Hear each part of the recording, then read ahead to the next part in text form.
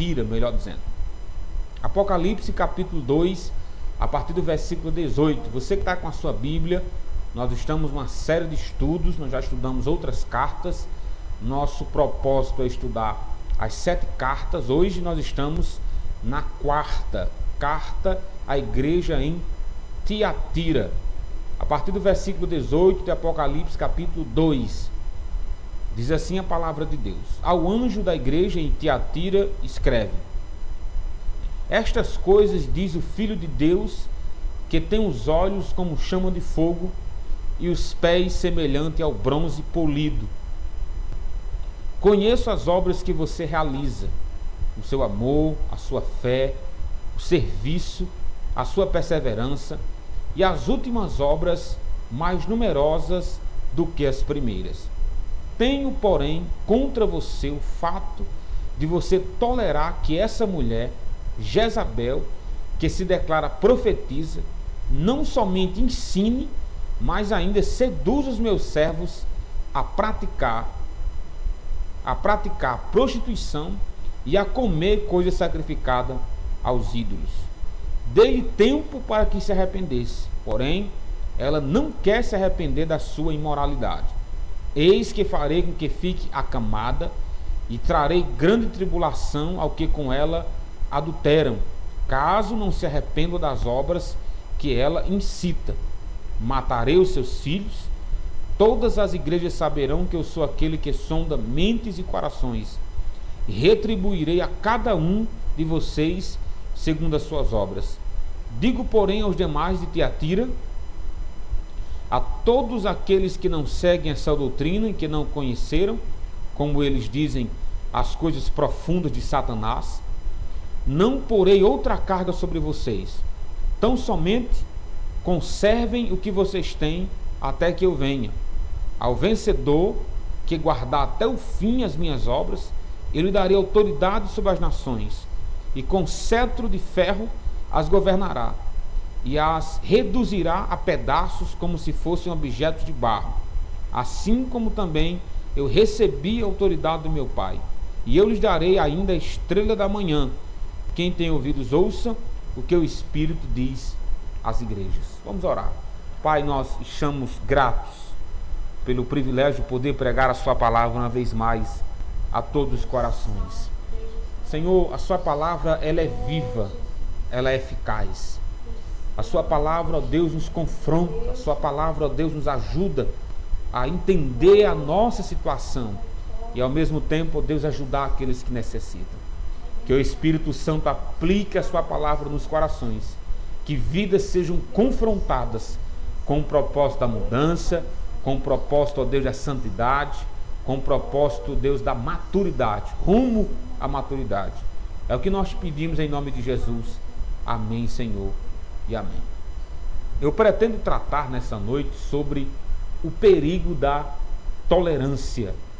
O perigo da tolerância.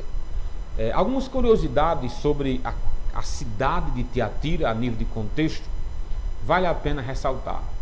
A cidade de Tiatira, ela era a menor cidade da Ásia Menor. Ela não tinha nenhuma riqueza do seu comércio, ela não era rica quanto a sua política, nem muito menos até a sua religião. Claro que existia o paganismo na cidade de Tiatira, sem nenhuma dúvida. Mas o forte de Tiatira é que ela era uma cidade de produtores. Era como se tivesse pequenas fábricas, né? Era um grupo de pessoas, né? Pequenos sindicatos, por assim dizer, pequenos grupos de pessoas que produziam todo tipo de artes, né? Todo tipo de matérias-primas. Eles trabalhavam com algodão, eles trabalhavam com tecido, trabalhavam com tinturaria, com artes. E de Tiatira eles mandavam para as demais cidades da Ásia Menor. Ou seja, eles eram fabricantes, né? Eles fabricavam os materiais e vendiam para fora. Mas em Tiatira não era forte isso. Mas a questão do comércio em Tiatira, essa produção desses materiais, tinha um problema muito grave, seríssimo, que os cristãos tinham que enfrentar. É que quem fosse comerciante, né, quem produzia esses materiais, acredite-se que todos os fabricantes deviam fazer parte de algum grupo que adorava um determinado Deus. Ou seja, o que eles produziam, eles sacrificavam os ídolos, eles dedicavam aos ídolos, eles faziam cultos aos ídolos, e quando eles vendiam seus materiais, eles faziam cultos de orgias, né? Exato. Havia as sacerdotisas, os sacerdotes, que incentivavam a prostituição, incentivavam a promiscuidade dentro da cidade de Tiatira. Então, para os cristãos na cidade de Tiatira era muito difícil. Como é que você vai vender os seus materiais se você não adora os deuses deles, se você não faz parte do comércio pagão, você não faz parte das orgias, que era quase que obrigatório todos os comerciantes participar, todos os fabricantes participar.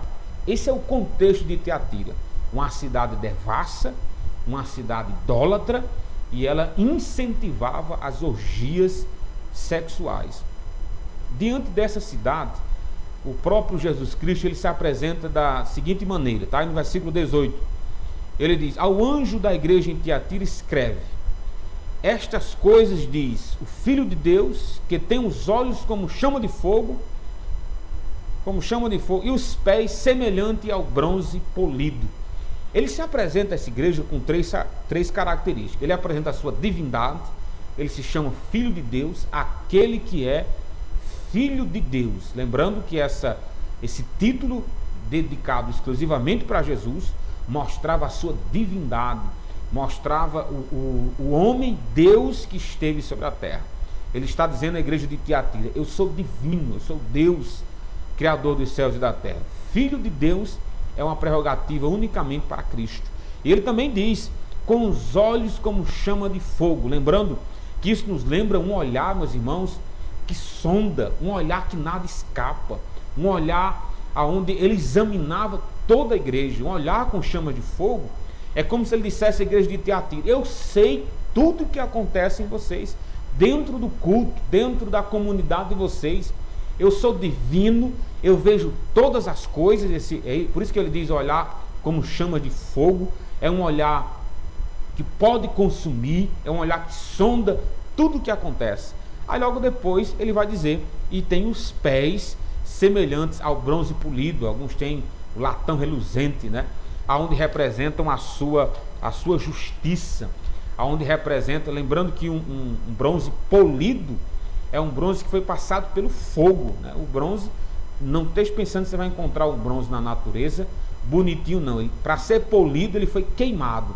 Aí Jesus está dizendo: pois os meus pés é um bronze polido. É aquele que esmaga o pecado, é aquele que disciplina, é aquele que castiga. Quer dizer, é o Filho de Deus com olhar divino, com olhar investigador, que pune aonde houver um erro. Quer dizer, ele já se apresenta a essa igreja de uma maneira um pouco severa, né? O que nos aguarda nessa igreja, né? E ele vai dizer as virtudes dessa igreja. Interessante. Ele se apresenta assim, mas ele é um Deus que sabe as virtudes que a igreja tinha. Ela tinha 3 virtudes que a gente destaca, está aí no versículo 19.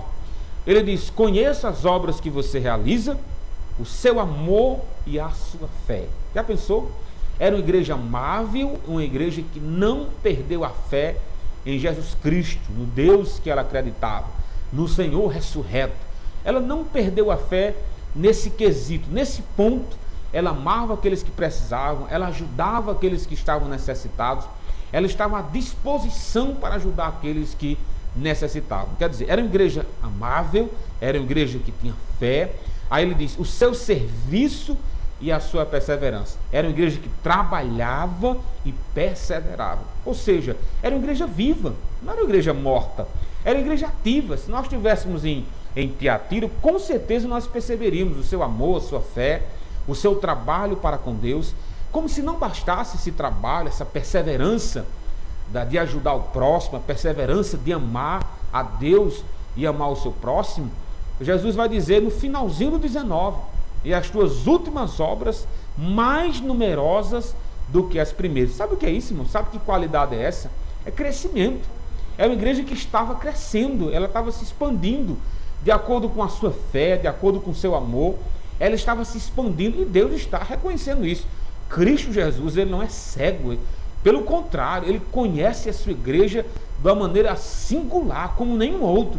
Até porque a igreja pertence a ele.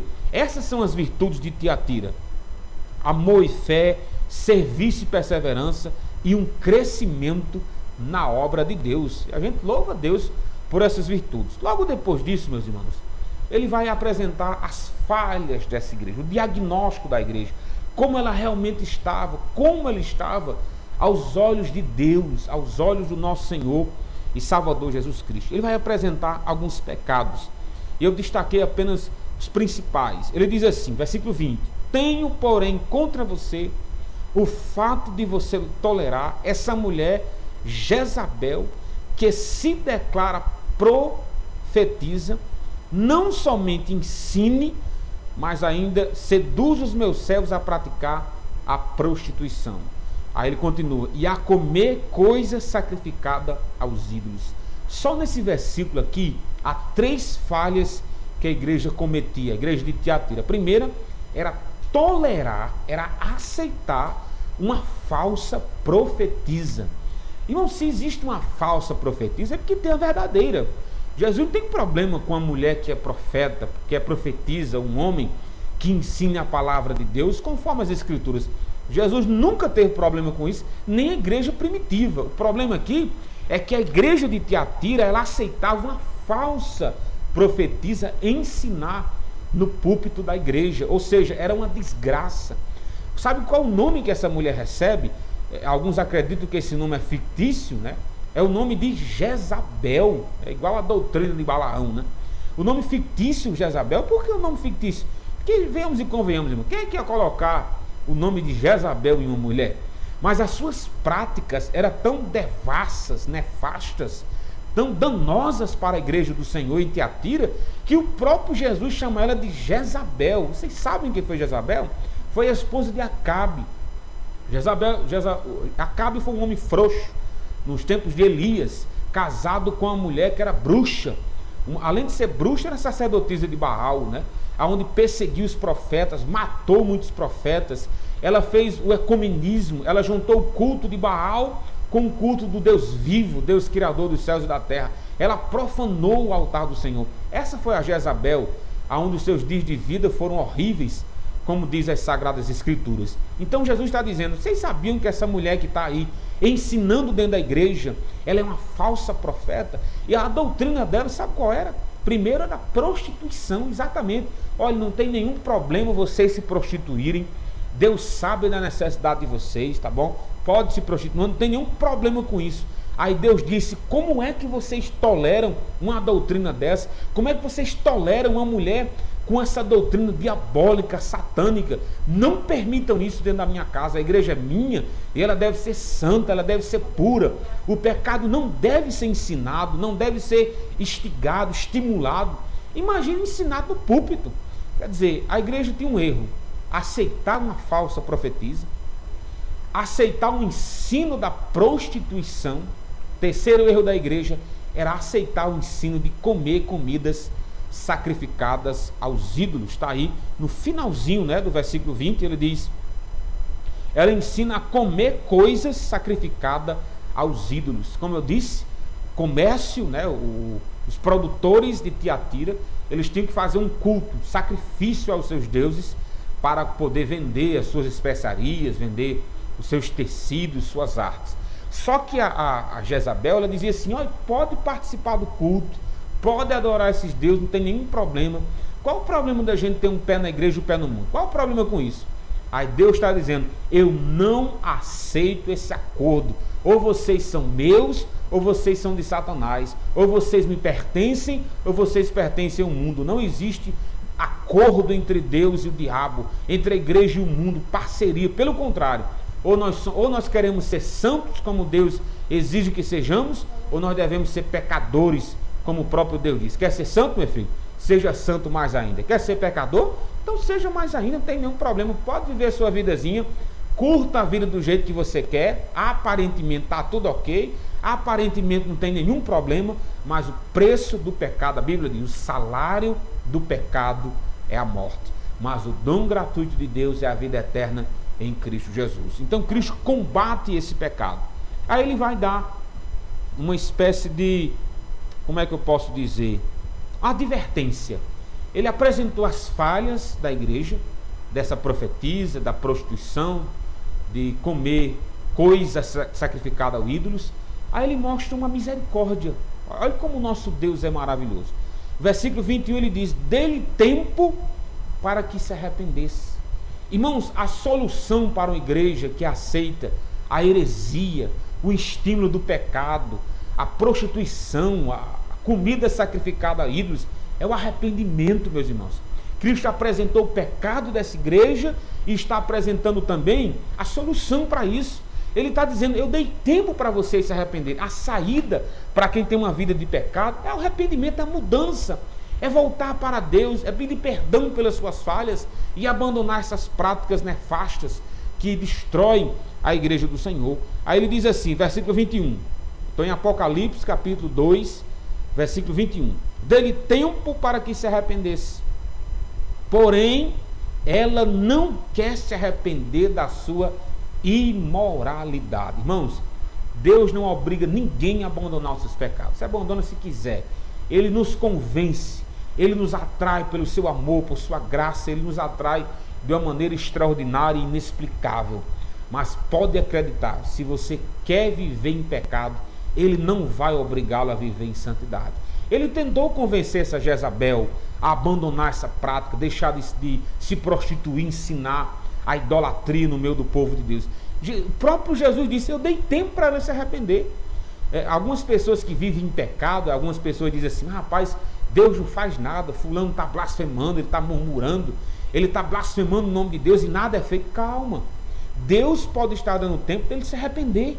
Agora, e se ele não se arrepender? Aí não se preocupe não, está aí no versículo 22, para aqueles que não querem saber do arrependimento, para aqueles que blasfemam de Deus e acham que nada vai acontecer. Ele diz: eis que farei com que fique acamada doença. Deus está dizendo: aqueles que querem viver em pecado, dizendo que é crentes, dizendo que são meus filhos e tem uma vida dúbia, uma vida na igreja e no mundo, aí Deus está dizendo: eu mandarei doença para esse comportamento pecaminoso. Lembrando que aqui é um caso específico, tá, meus irmãos? Aí ele continua: trarei grande tribulação aos que com ela adulteram. Quer dizer, ele diz doença, agora diz tribulação. Eu vou mandar para a igreja de Tiatira, para aqueles que estão adulterando com a mulher. Já pensou? Era realmente uma profetisa de Satanás, de Baal, dentro da casa de Deus. Irmãos, quando a gente fica calado com o pecado dentro da igreja, ele cresce, ele se alastra. O pecado, ele não é um bichinho que se... Não, vamos deixar ele ali escondido no cantinho da igreja.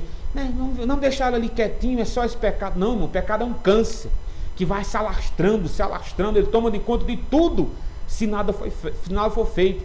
Aí o dono da igreja está dizendo: eu vou adoecer essa mulher, eu vou dar doença a essa mulher e vou deixar ela acamada. Mas não vai ser só ela não, aqueles que apoiam, aqueles que estão adulterando com ela, eu também vou visitar com tribulação. Aí ele continua, com ela adultério, finalzinho do versículo 22, caso não se arrependam das obras que ela incita. Mais uma vez ele diz: se arrependam. Eu não tenho prazer na morte do ímpio. Meus irmãos, preste atenção no que eu vou dizer agora, por favor, preste atenção. Como diz o presbítero Denilson, olhe para cá. Meus irmãos, nem todas as pessoas que estão na casa de Deus são de Deus. Nem todas as pessoas que se dizem cristãs são cristãs. Dentro de uma igreja há trigo e há joio. Dentro do colegiado apostólico, dentro dos apóstolos de Jesus, havia Judas, aqueles que vendem Jesus por dinheiro, aqueles que trocam Jesus por ouro, como foi Acã, aqueles que vendem a sua consciência por dinheiro, como foi Balaão. Há muitos outros exemplos de pessoas que se diziam de Deus e não eram. Não se enganem, nem todos que estão na casa de Deus são de Deus. Está aqui um exemplo, Jesus está dizendo: olha, eu vou matar essa mulher, eu vou acamá-la, vou mandar tribulação para aqueles que apoiam, se não se arrependerem. Deus, Ele é misericordioso, meus irmãos. Ele mostra uma porta de escape, Ele não tem prazer na morte do ímpio, pelo contrário, o nosso Deus é misericordioso e bondoso e diz: arrependam-se e volte para mim. Se não se arrepender, aí eu visito com punição, eu visito com castigo, eu visito do jeito que Ele quiser, até porque Ele é Deus e não deve satisfação a ninguém. Aí ele continua dizendo, versículo 22 e 23, ele diz aí,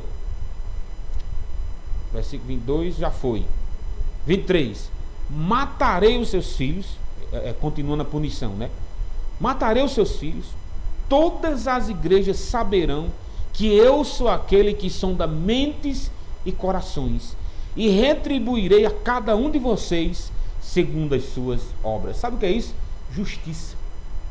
Deus não anda punindo ninguém, lembrando que o contexto aqui é punição, não é disciplina, é punição. Deus não tem Jezabel como crente, Deus não tem pessoas que se comportam de uma maneira ímpia como crentes. Ele está dizendo assim, todos saberão, eu vou matar filhos aí que estão dizendo que são crentes e não são, eu vou fazer isso, se preocupa não. Aí ele está dizendo, mas todos saberão que eu estou fazendo isso, cada um segundo as suas obras. Deus não anda punindo o mundo sem causa, Deus não anda punindo um mundo perfeito, uma igreja perfeita, não. As igrejas que apoiam o pecado, irmãos que ficam calados diante de pecados, Cristo está dizendo, eu visito cada um segundo as suas obras. O nosso Deus castiga porque Ele é justo. O nosso Deus, Ele pune porque é justo. Quando irmãos que são homens de Deus e mulheres de Deus, que estão se desviando para o pecado, Ele disciplina, porque são filhos dEle. Aí Ele vai dizer à igreja de Tiatira, versículo 24, digo porém aos demais de Tiatira, a todos aqueles que não seguem essa doutrina e não conheceram, como eles dizem, as profundezas de Satanás, não porei outra carga sobre vocês, tão somente conserve os que você tem até que eu venha. Sabe o que é isso, irmãos? Entre essa igreja que tinha pecadores, a bruxa, a prostituta Jezabel, que ensinava horrores, havia homens de Deus. Já pensou?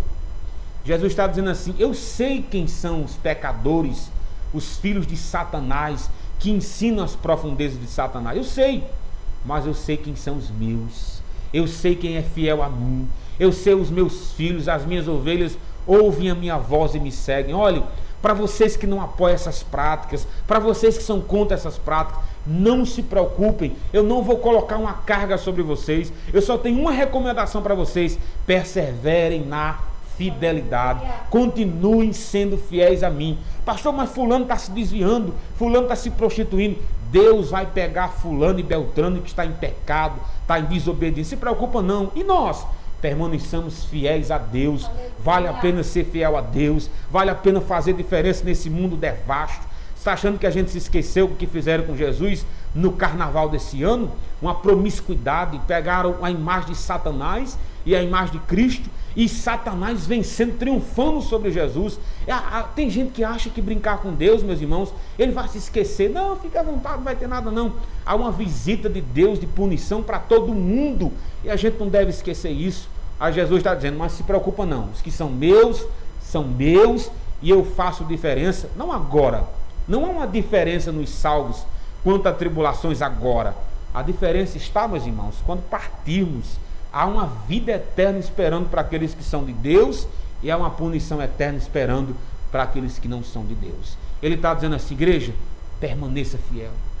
Eu sei que você que não apoia a prostituição, não apoia a mentira desses falsos profetas, eu sei que vocês são meus, permaneçam até o fim. Você sabe qual é a evidência de um crente verdadeiro? É aquele que persevera até o fim. Pastor, eu estou salvo, pastor, eu tenho convicção que estou salvo. É mesmo, irmã? Como é que está a sua vida? Então, a sua vida é de santidade, sua vida é de glorificar a Deus, você tem uma vida de perseverança. Preste atenção, meus irmãos, que o salvo persevera. A evidência de um salvo em Jesus é a perseverança.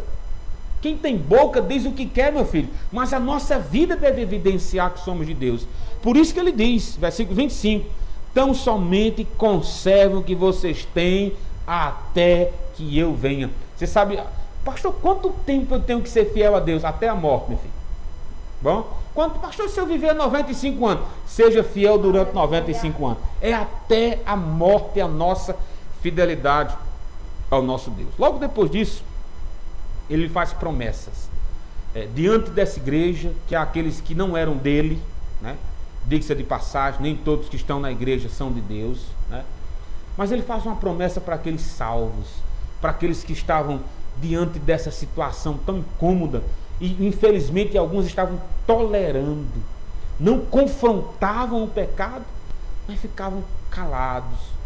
Mas alguns que começaram a combater, a Jesus diz isso aqui, duas promessas apenas, versículo 29 e versículo 28. A promessa é essa: ao vencedor que guardar até o fim as minhas obras, eu lhe darei autoridade sobre as nações, e o cetro de ferro as governará e as reduzirá a pedaços como se fossem objetos de barro. A linguagem poética, né? A linguagem simbólica do livro de Apocalipse, ele está dizendo, é algo simples, irmãos. Ele está dizendo assim: aqueles que são meus, quando eu vim implantar o reino sobre a terra, eles terão autoridade privilegiada. É isso que ele está dizendo. Aqueles que são meus reinarão comigo, não serão subjugados, pelo contrário, serão reis e rainhas. Eles vão reinar ao meu lado com autoridade incomparável. É isso que ele está, é uma promessa para o vencedor. Pronto, só tem isso, pastor. Já é uma maravilha, né? Reinar com ele já é uma bênção de Deus. Aí ele tem outra promessa. Está no versículo 28, ele diz: assim como também eu recebi a autoridade do meu Pai, eu lhe darei ainda a estrela da manhã. O que é a estrela da manhã, segundo o livro de Apocalipse? É o próprio Jesus, irmãos.